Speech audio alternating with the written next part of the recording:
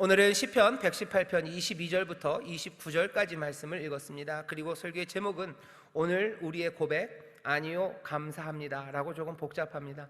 오늘 우리의 고백이요. 오늘 우리가 뭐라고 고백할까? 미리 답을 좀 드렸어요. 오늘 우리가 함께 고백할 것은 아니요 감사합니다 라는 고백이 우리의 고백이 될 겁니다. 오늘 우리의 고백이에요. 오늘 우리가 여기 모였습니다. 근데 오늘을 살고 있는 사람들이 고백하는 말들, 어쩌면 입에서 새어나오는 말들이 있습니다. 한 2주 전쯤이죠. 5월 25일 날 모든 세상 사람들이, 세계가 함께 보고 충격을 받았던 영상, 그리고 그 음성이 있습니다. 5월 25일 미네아폴리스라고요, 미국 미네소타주에 있는 꽤 큰 도시입니다. 거기에서 조지 플로이드라는 흑인 한 사람이 경찰에게 이렇게 목이 눌려 있었어요. 경찰차 뒤에서 목이 눌려 있는데 그 그림이 굉장히 안 좋아요. 왜냐하면 그 목을 누르고 있는 경찰은 백인이고요. 목을 누르면서도 별것 아니라는 듯이 주머니에 손을 넣고 목을 꾹 누르고 있습니다. 옆에서 사람들이 그것들을 찍고 있는데도 얼굴에 부끄러움도 동요도 없어요. 그리고 심지어는 그 경찰이 분노하지도 않아요. 당연하다는 듯이, 이건 아무것도 아니라는 듯이 그렇게 그 플로이드의 목을 누릅니다. 들려오는 소리가 있어요. 거기 눌려있는 이가 말하는 거죠. I can't breathe. 난 숨 못 쉬겠다고, 숨 쉴 수 없다고. 몇 번을 그렇게 얘기하는데도 경찰이 그 무릎을 치우지 않아요. 안타깝게도 8분 40초인가 한 9분이 채 안 되는 시간 만에 이분이 정신을 잃고 응급차를 통해서 병원으로 갔지만 숨을 거두는 일이 불과 2주 전에 일어났던 일입니다. 그래서 사람들이 기억하는 말이 돼버렸어요. 숨 쉴 수 없어요 라는 말을 기억하게 됩니다. 이것이 그냥 한 사람, 한 흑인의 안타까운 사고가 아니고, 이것이 많은 사람들을 어쩌면 마음을 울렸고, 그리고 사람들을 분노하게 했던 이유는 그 사람이 했던 말, 거기에 담겨있는 그 말에 대한 공감입니다. 숨 쉴 수 없다는 말을 해요. 숨 쉴 수 없어요. 이건 그냥 목에 눌려진 그 무거운 무릎 때문만은 아닙니다. 지금 꽤 많은 사람들이 숨 쉴 수 없다는 말에 고개를 끄덕여요. 누가 억센 손으로 내 목을 조르고 있는 건 아니고, 누가 든든한 무릎으로 나를 누르고 있는 건 아니지만 숨 쉴 수 없다는 게 뭔지 압니다. 불안하면 숨 쉴 수 없어요. 그리고 두려우면 숨 쉴 수 없습니다. 긴장해서 온몸이 쪼그라들면 숨 쉴 수 없습니다. 숨죽이며 살고 숨쉬기 어려운 상황, 모든 불의가, 그리고 세상의 악함이, 그리고 우리가 감당할 수 없는 여러 가지 문제들이 우리를 목조여오고 숨쉬지 못하게 한다는 것, 그것에 대한 공감이 사람들에게 있습니다. 숨통을 조여오는 거죠. 숨통을 막아버리는 거예요. 그리고 끝내는 숨통을 끊어버리는 일입니다. 이것은 한 개인에 관한 이야기만은 아닙니다. 왜냐하면 우리는 알아요. 하나님께서 흙으로 사람을 만드시고 그 코에 생기를 불어넣으셔서 우리가 생명이 되었습니다. 영적인 의미로 우리는 숨을 쉬어요. 그리고 그 숨은 하나님의 숨입니다. 하나님의 숨결이 우리 가운데서 생명으로 숨쉬게 하는데, 그 숨을 틀어막고 그 숨을 끊어버리려는 시도들, 그 시도는 사람에게 관한 이야기만은 아니에요. 하나님을 향한 범죄, 그리고 악함입니다. 꼭 이 일이 무릎으로만 이루어지지 않아요. 아니면 억센 손가락으로만 이루어지는 것 아닙니다. 우리 주변에 우리가 스스로, 아니면 우리가 서로, 때로는 우리가 감당 못할 여러 가지 문제와 그리고 역경이 우리를 숨 못 쉬게 해요. 그러니 플로이드가 말한 건, 그건 고백이에요. 정말로 숨 쉴 수 없어서 숨 쉴 수 없다고 고백했습니다. 간절한 고백이고 부르짖음이었어요. 지금 이 시간, 오늘 이 시대 우리는 뭐라고 고백하는가요? 아마 고백할 말을 갖지 못했었어요. 하지만 플로이드, 이 사람을 통해서, 안타까운 사건을 통해서 우리는 어쩌면 세상은 이 고백의 말 하나를 가진 거죠. 우리는 지금 숨 쉴 수 없다는 말 하나를 가진 겁니다. 오늘 여러분들에게 그 말 말고 다른 말, 적어도 오늘 우리는 다른 고백을 할 거라고 말씀을 전하고 싶습니다.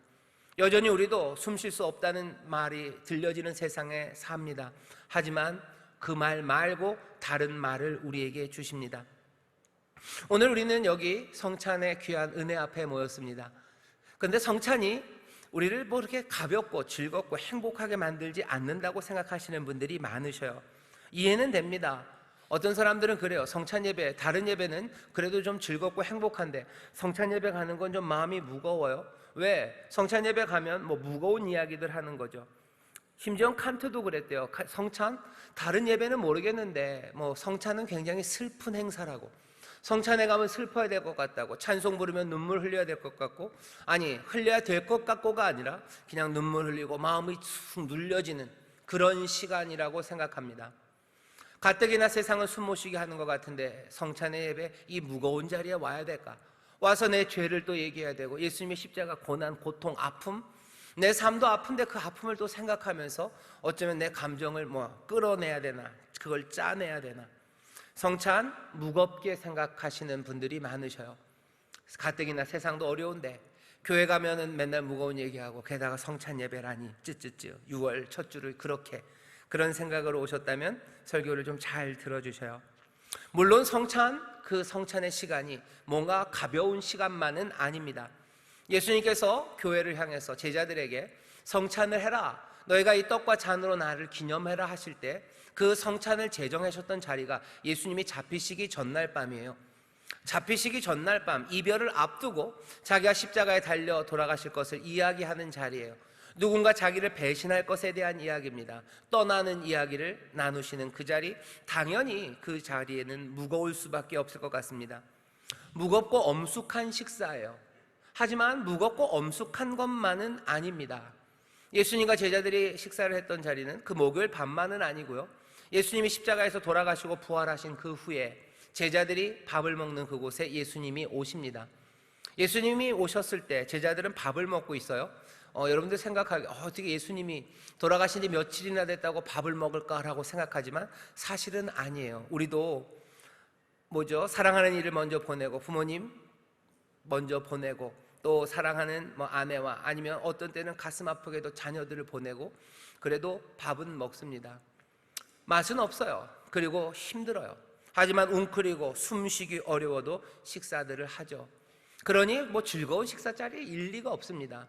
그곳에 부활하신 예수님이 오셔요. 요한복음을 보면 예수님이 예수님이 돌아가시기 전에 이미 얘기하셨어요. 내가 너희를 잠깐 떠나지만 내가 너희를 다시 볼 때 그때는 너희에게 기쁨이 충만할 거다 그래요.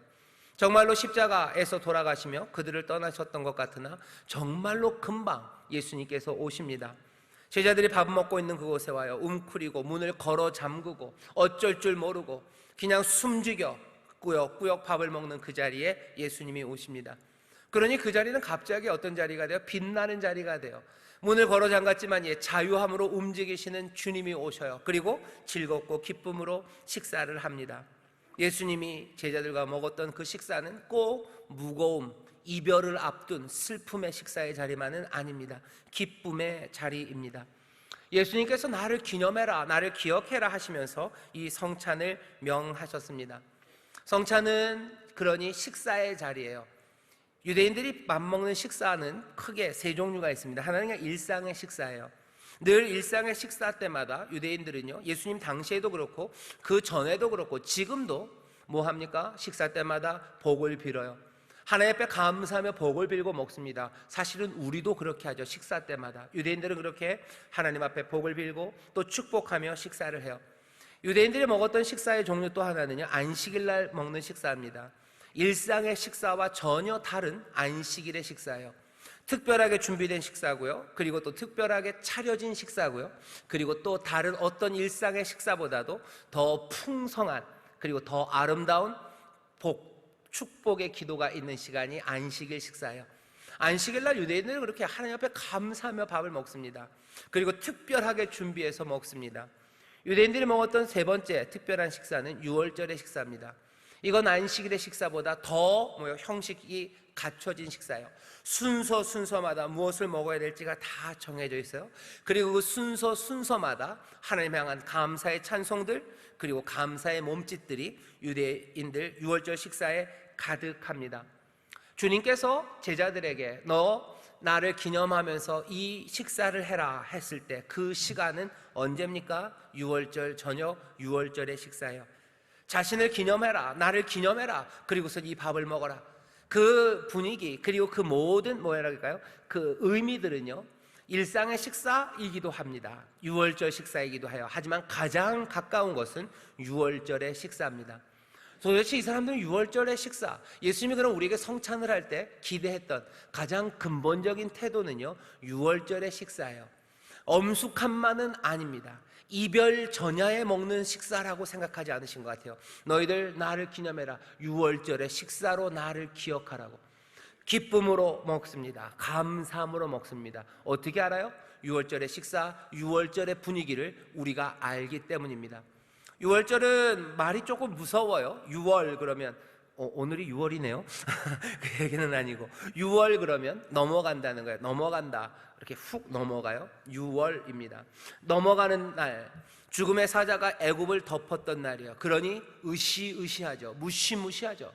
하지만 그건 애굽 사람들에게 으시으시하고 무시무시한 날입니다. 여기 이스라엘 백성들에게는, 그 잘난 애굽 사람에게는 으시으시하고 무시무시한 날이 6월절의 밤이지만, 이스라엘 그 어쩌면 연약하고 못났던 그 사람들에게는 이제 하나님께서 모든 원수의 손에서 우리를 건져내시는 날이고, 이제 하나님이 우리에게 필요한 모든 것들을 채우시고 복 주시는 그 시작의 날, 그날의 6월절이에요. 그러니 그날 저녁의 식사가 어두울 리가 없습니다. 그날 저녁의 식사가 음침할 리가 없습니다. 웅크리고 먹을 리가 없습니다. 6월절의 식사는 감사와 기쁨이 넘치는 식사예요. 어떻게 아냐면요, 시편, 오늘 읽은 시편 118편이 유대인들이 6월절에 불렀던 노래, 그 노래의 마지막입니다.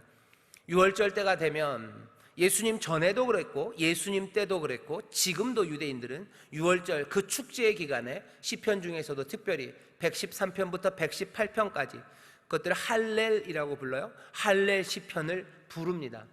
우리가 추석 때가 되면 뭐 달아달아 밝은 달아 이태백이 놀던 달아, 이건가요? 아닌가요? 강강술래인가요? 이런 거 부르는 것처럼, 아니면 설날에 뭐 까치까치 설날은 어저께고요, 뭐 이런 거 부르는 것처럼 이스라엘 사람들, 유대인들은 6월절이 되면 시편 113편부터 118편까지 이 시편을 노래해요. 모두가 이 노래를 불러요. 수백 년, 아니 수천 년을 6월절마다 이 노래를 부릅니다. 예수님이 예수님의 제자들과 함께 그 6월절 저녁을 드시고 감람산으로, 그 감람산의 겟세마네라는 곳으로 기도하러 가셔요. 마가복음 14장을 보면 거기 딱 한 절 나와 있습니다. 제자들과 함께 모여 찬미하며 감람산으로 가시더라. 무슨 노래를 불렀는지 노래 제목이 안 나와 있어요. 플레이리스트가 없죠. 그래도 그 말씀을 읽는 사람들은 압니다. 왜? 유대인들은 6월절에 부르는 노래가 있어요. 시편 113편부터 118편까지입니다. 여기 보면 그 노래가 즐거움의 노래예요. 회복의 노래입니다. 시작, 오늘 본문만 봐도 이렇죠. 건축자의 버린 돌이 집 모퉁이의 머릿돌이 되었나니. 버린 돌을 머릿돌이 되게 하신대요. 아무것도 아니고 쓸모없는 것 같지만 이제 그 새로운 집을 짓는 데 있어서 모퉁이돌, 가장 귀한 돌로 쓰인대요. 유대인들, 이스라엘 사람들, 애굽에서 아무것도 아닌 것 같았지만 이제 하나님의 나라와 하나님의 백성을 이루는 그 시작에 자기들을 부르셨으며, 그러니 즐겁게 갑니다. 예수님도 이 노래를 부르시면서 가셔요. 하지만 예수님은 조금 달랐을 겁니다. 버린 돌이라는 것이 가슴 점여 왔을 거예요. 모퉁이 돌을 삼으실 거예요. 믿음의 반석, 이 반석 위에 이 놀라우신 은혜와 사랑의 희생 위에 하나님의 나라가 시작될 거예요. 이 찢겨진 몸, 그 찢겨진 몸은 그냥 멀리 있는 찢겨진 몸과 버려진 돌이 아니라 그 버려진 돌과 찢긴 몸이 자기임을 아시기 때문이에요. 이제 이 밤이 지나면 내가 찢길 걸 아셔요. 그러면서도 뭐요? 버린 돌, 그 돌을 통해서 이제 모퉁이 돌을 만드실 거라고, 이 일을 여호와께서 이루신다고, 귀한 일이라고, 그러니 기뻐하고 즐거워하며 간다고 예수님도 그 노래를 따라 부르십니다. 아니, 예수님이 따라 부르셨는지, 아니면 예수님이 이 노래를 온 감정과 그 깊은 어쩌면 기대와 소망, 그리고 그 눈물의 기도로 이 노래를 부르며 가실 때 제자들이 그 일을 따라가며 그 노래를 불렀는지 몰라요.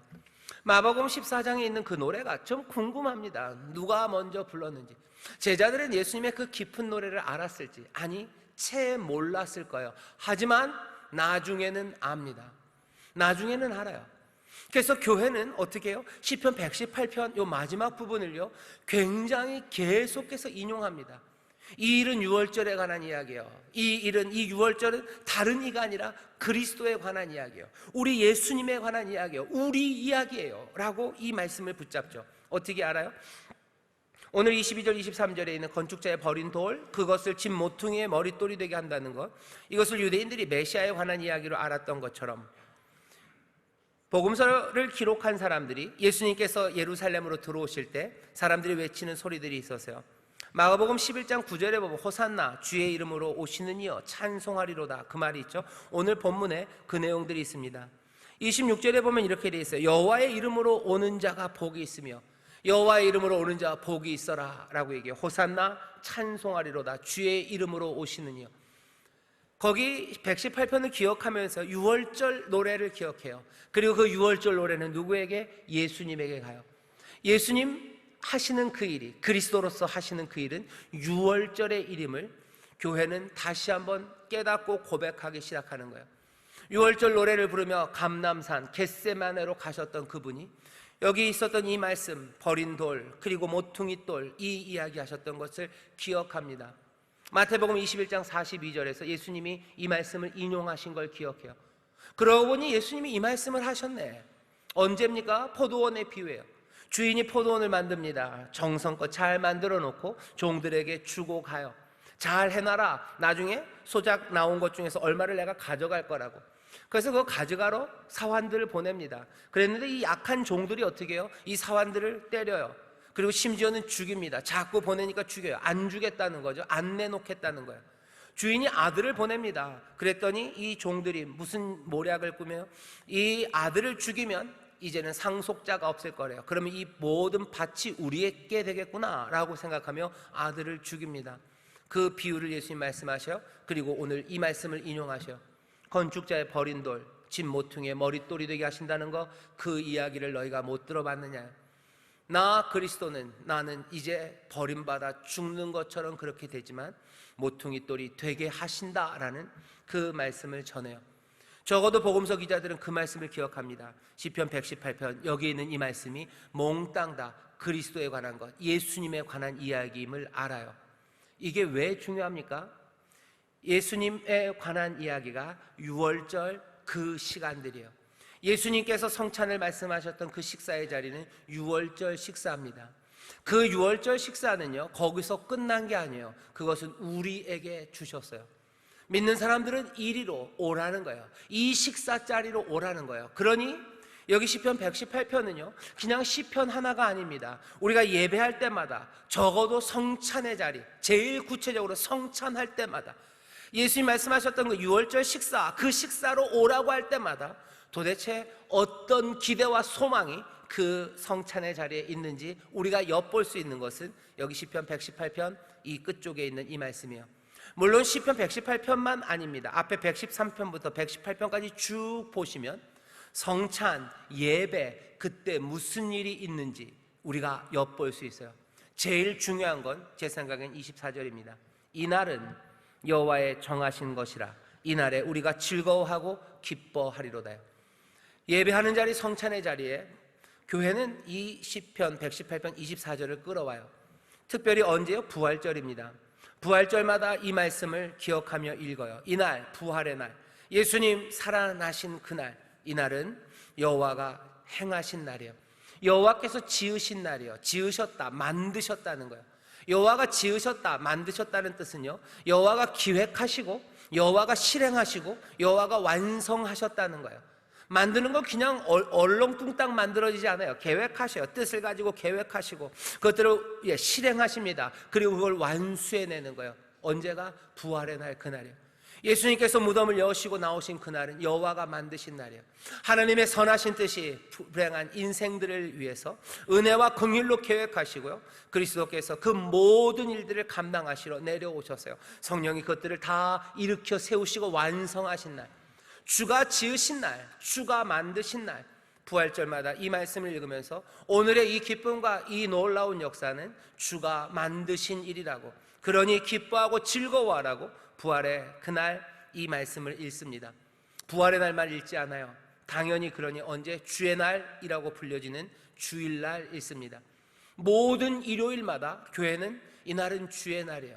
이날은 주님의 날, 부활하신 놀라우신 역사의 날, 여호와가 주가 지으신 날, 주가 정하신 날, 은혜로 그 뜻으로 계획하시고 하나하나 은혜와 의로움 가운데 실행하시고 성령의 놀라우신 역사 가운데 완성하신 그날, 바로 주일이 그런 날이라고.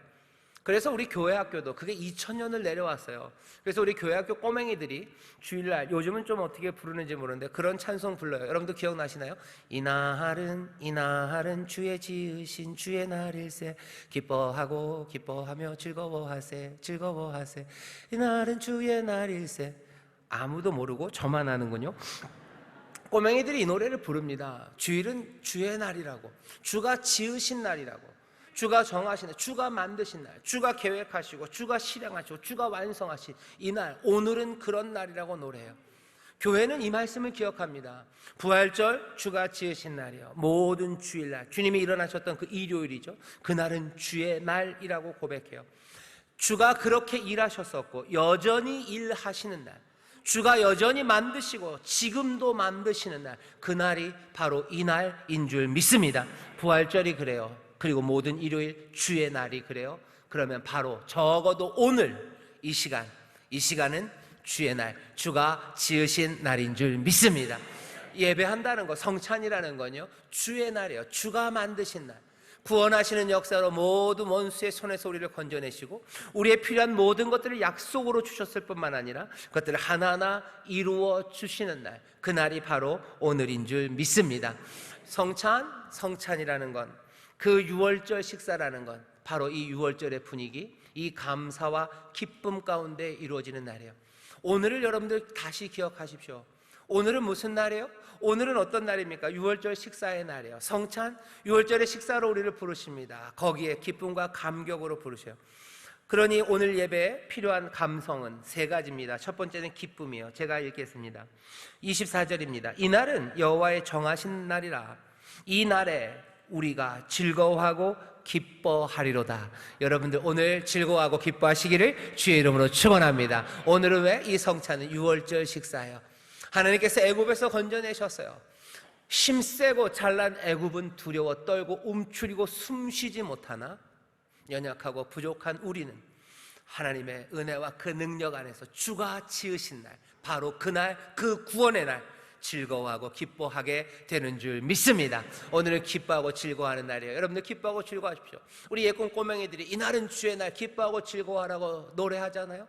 걔들이 외치잖아요. 그 말에 여러분들 호응하세요. 예, 아이들아, 우리가 기뻐하고 즐거워한단다. 기뻐하고 즐거워하시기를 주의 이름으로 축원합니다. 기쁨과 즐거움이에요. 그 다음에 두 번째는요, 기도입니다. 25절 보면 난데없는 것 같지만 이날은 기도하는 날이에요. 여호와여 구하옵나니 이제 구원하소서. 여호와여 우리가 구하옵나니 이제 형통케 하소서. 오늘은 어떤 날? 유월절 식사하는 날, 하나님의 구원을 본 사람들입니다. 연약한 자들에게 하나님이 은혜로 오시사 하나님의 능력으로 구원하시는 날이에요. 그러니 여전히 우리 삶의 아픔과 그리고 우리 삶의 부족함이 있습니다. 간구하는 날이에요. 기도하는 날입니다. 성찬의 귀한 시간에 여러분들 유월절 식사에 오셨어요. 그러니 기쁨으로 기도하십시오. 기쁨으로, 하지만 간구하셔요. 기쁨 가운데, 감사한 가운데 부르짖으셔요. 구원함 앞에 우리가 나왔습니다. 내 마음의 모든 소원을 아뢰시고 그 능력을 확신하시면서 여러분들 간구하시기를 주의 이름으로 축원합니다. 또 하나 특별한 것은요, 내 삶의 형통함과 건져주심을 위해서만 기도하는 게 아니에요. 뒤에 보시면 그 뒤에 26절입니다. 여호와의 이름으로 오는 자가 복이 있을지어다. 우리가 여호와의 집에서 너를 축복하였도다. 여러분 기도하시는데 오늘은 무슨 날이에요? 축복하며 기도하는 날이에요. 아까 말씀드렸죠? 유대인들 일상의 식사에서 축복합니다. 자녀들에게 축복해요. 이웃을 축복합니다. 안식일 당연히 하나님의 안식과 평안 축복하는 시간이에요. 유월절 식사, 여러 가지 순서들을 따라서요, 하나님 앞에 영광의 찬송을 하고 그리고 축복하는 기도를 하는 것이 유월절 식사 때 하는 일이에요. 왜? 하나님이 구원하신 날이에요. 여호와가 지으신 날이에요. 하나님의 은혜의 뜻과 그 놀라우신 능력의 실행과 그 완성이 있는 날이에요. 하나님의 약속의 말씀이 이루어질 겁니다. 우리를 복되게 하시고 우리로 세상 모든 민족을 복되게 하실 것에 대해서 하나님이 이루신 날이에요. 그러니 어떻게 해요? 마음껏 축복하는 겁니다. 자녀들 축복하며 기도하셔요. 내 이웃들을 축복하며 기도하셔요. 이 나라 이 민족을 축복하며 기도하십시오. 여러분들 왕같은 제사장으로 부르셨어요. 기름 부으심이 여러분들에게 임하니 오늘 여러분들 마음껏 축복하며 기도하시기를 주의 이름으로 축원합니다. 위에서 축복하셔. 그렇게 축복하실 때 저도 좀 축복해 주셔요. 우리 재직 장로님들 축복해 주셔요. 교역자들 축복해 주셔요. 구역장님들 축복해 주십시오. 우리 봉사하시는 이들 축복하며 기도하셔요. 이 나라 지도자들 축복하며 기도해 주셔요. 이 나라를 위하여 수고하는 많은 사람들 축복하셔요. 여러분들의 자녀들 축복하셔요. 손자들 축복하셔요. 어쩌면 조금 미워하는 사람들, 원수라도 여러분들 축복하며 기도하십시오. 우리에게 원수를 죽이러 우리를 부르신 게 아니라 원수에게 복 주고 축복하고 세상에 복을 나눠주려고 우리를 부르신 줄 믿습니다. 기도하실 때 간구하며 기도합니다. 축복하며 기도해요. 마지막으로 세 번째, 감사합니다. 30절 제가 읽겠습니다. 28절 29절 읽습니다. 주는 나의 하나님이시라 내가 주께 감사하나이다. 주는 나의 하나님이시라 내가 주를 높이리이다. 여호와께 감사하라. 그는 선하시며 그 인자하심이 영원함이로다. 아멘. 그는 선하시고 인자하심이 영원합니다. 주님은 선하셔요. 인자하심이 영원하셔요.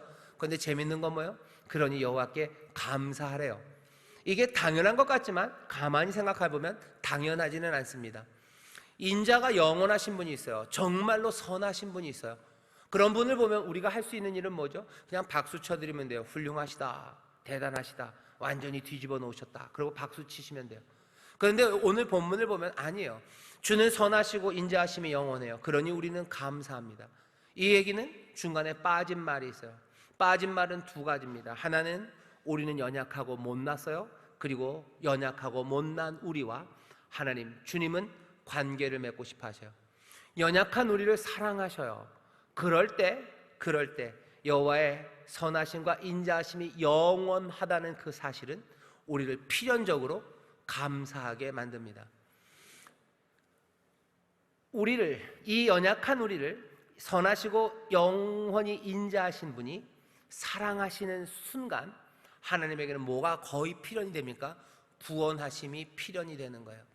우리는 감사합니다. 그리고 주는 구원하십니다. 왜? 그분의 선하심은 영원하고 인자하심은 영원하고 우리는 연약하고 부족하기 때문이에요. 연약하고 부족한 자를 영원히 인자하시니가 사랑하기 시작할 때 그때 나타날 건 뭐밖에 없어요? 고치시고 회복하시고 구원하시는 일밖에 남은 게 없어요. 그 영원하시니가 연약한 우리를 사랑하기 시작하시고 구원하기 시작할 때 우리는 어쩔 수밖에 없습니까? 감사밖에 할 수 있는 게 없습니다. 그러니 주는 구원하시고 우리는 감사해요. 그는 선하시고 인자하시면 영원하고 우리는 주께 감사하며 살아갑니다. 여기 성찬의 자리, 성찬이 헬라어로 그리고 또 감사가 헬라어로 같은 말이에요.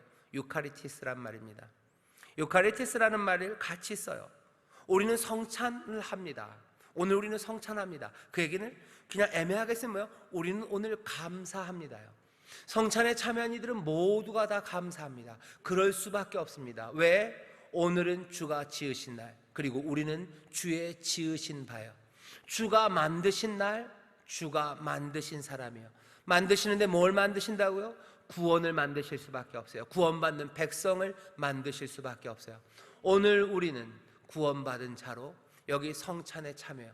그 얘기는 다른 말로 뭐예요? 우리는 구원받은 자로 이 나를 만드신, 오늘 우리를 만드신 그분 앞에 감사함으로 나옵니다. 그러니 우리는 늘 감사할 수밖에 없는 줄 믿습니다. 오늘 감사하세요. 오늘 기뻐하세요. 그리고 오늘 기도하십시오. 오늘을 그렇게 살아가는 사람들은 오늘 이 시간만이 아니라 바울이 그래요. 항상 기뻐합니다. 쉬지 말고 기도합니다. 그리고 범사에 감사합니다. 오늘 주의 첫날 우리를 부르셨어요. 한 달의 첫 시간에 우리를 부르셨어요. 6월 한 달, 이번 한 주 예배하고 성찬에 참여한 이들은 여기 우리가 누렸던 기쁨과 여기서 우리가 누린 기도와 그 감사로 살아갑니다. 바울이 그래서 그런 얘기하는 거예요. 예배하는 사람들, 성령으로 충만하게 예배하는 사람들, 예수 그리스도 안에서 너희를 향한 하나님의 뜻이 뭔지 아냐? 항상 기뻐하라, 쉬지 말고 기도하라, 범사에 감사하라. 이는 그리스도 예수 안에서 너희를 향하신 하나님의 뜻이니라. 주가 우리로 항상 기뻐하고 쉬지 말고 기도하고 범사에 감사한 삶으로 인도하시는데 그 일은 어떻게 시작돼요? 여기 우리가 성찬하는 곳, 여기 우리가 감사하는 곳, 오늘 주가 만드신 날, 주의 만드신 자들이 그 구원의 하나님 앞에 나와서 그 인자와 그 성실하신 사랑 안에서 기쁨과 기도와 그리고 감사가 회복될 때, 그 유카리테스, 그 감사에 참여하기 시작할 때, 그때 우리의 삶은 전혀 다른 방식으로 기뻐하며 감사하며 기도하며 살아갑니다. 세상이 우리에게 물어요. 너희들 행복하냐라고 물으면 오늘 여기 대답입니다. 아니요, 하지만 감사합니다 라는 대답. 가나안 농군학교를 만들었던 김용기 장로님이 하셨던 말씀이래요. 아드님이 하셨던 얘기 같은데, 자기 아버지는 그렇게 자기들한테 얘기해 줬대요. 누가 나한테 행복하냐, 행복하십니까? 라고 물으면 나는 그렇게 대답할 거래요. 아니요, 아닙니다. 하지만 나는 감사합니다 라고 대답한대요. 지금 이 세상은 우리에게 숨 못 쉬겠지? 라고 묻는 세상이에요. 어쩌면 거만하게, 아니면 같이 눈물 흘리면서 숨 못 쉬겠지라고 물을 거예요. 아니요. 성령의 은혜가 우리와 함께 하시고 숨쉬게 하시며 함께 하시고, 여호와가 만드신 날, 주가 만드신 오늘, 지금은 은혜 받을 만한 때, 보라 지금은 구원의 날, 그러니 나는 감사한다고 말합니다. 세상이 우리를 향해서 온갖 것들을 물어볼 겁니다. 두렵지? 아니요, 나는 지금 감사합니다. 너 슬프지? 아니요, 나는 감사합니다. 너 어쩔 줄 모르고 너 방황하고 네 삶에 대해서 모든 소망이 끊겼지? 아니요, 나는 지금 감사합니다. 왜? 나는 성찬하는 사람, 주가 만드신 오늘, 주가 만드신 백성으로 그 성실하신 인자 안에 거해요. 오늘 우리가 이 귀한 성찬에 참여합니다. 이 떡과 잔 먹고 마셔요. 은혜가 우리 안에, 우리가 그 안에. 오늘 이 자리는 주가 만드신 날이에요. 이 떡을 누가 만드셨어요? 이 잔을 누가 만드셨어요? 주가 만드신 것들입니다. 주의 찢기신 살이에요. 주의 흘리신 보혈입니다. 여기에 참여하는 이들을 누가 만드셨습니까? 주님이 만드셨어요. 저와 여러분 누가 만드셨어요? 주님이 만드셨어요. 흙으로 만드셨다는 의미만이 아닙니다. 죽을 수밖에 없는 우리를 하나님의 자녀 삼으시고 그리스도의 백성으로, 그리스도의 후사로 주의 영을 부으셔서 오늘 우리로 이 성찬의 자리로 부르셨어요. 성찬의 자리로 부르셨어요? 같은 말이에요. 감사의 자리로 부르셨어요. 기뻐하는 자리로 부르셨어요. 소망 가운데 부르짖는 자리로, 그리고 또 약속을 믿으며 축복하는 자리로 우리를 부르셨어요. 그러니 여러분들 영접하십시오. 기쁨으로 나오셔요. 즐거움으로 나오셔요. 오늘은 6월절 식사, 주께서 나를 기억해라, 내가 이룬 일들을 기억해라, 내 안에 너희가 있음을 기억해라, 너희가 내 안에 있음을 기억해라. 이 모든 것 안에서 기뻐하고 즐거워하며, 이 모든 것 안에서 간구하고 부르짖으며 축복하며 너희들 감사 가운데 나에게 오라고. 그렇게 살아가는 사람들, 그 삶에 하나님의 은혜와 그리고 능력과 그리고 놀라우신 선하신 뜻이 이루어진다고 우리를 부르십니다. 여러분들 기쁨과 즐거움으로 성찬에 참여하시오. 그리고 세상에 나가서 고백하십시오. 뭐라고요? 예, 나는 감사하며 삽니다. 예, 나는 기뻐하며 삽니다. 예, 나는 주 앞에 간구하며 부르짖으며 세상을 축복하며 삽니다. 여러분들 그렇게 고백하게 되시기를 주의 이름으로 축원합니다. 오늘 이 시간이 그 은혜 가운데로 우리를 인도하시는 시간인 줄 믿습니다. 그 감사 가운데로 들어가게 하시는 시간인 줄 믿습니다. 기도하겠습니다. 하나님 아버지, 감사합니다. 하나님의 감사 가운데로 들어가게 하십니다. 오늘 주가 지으신 날, 여기 있는 모든 것이 주가 지으신 것, 주가 만드신 것, 그 은혜와 성실하신 사랑이 만드신 것들입니다.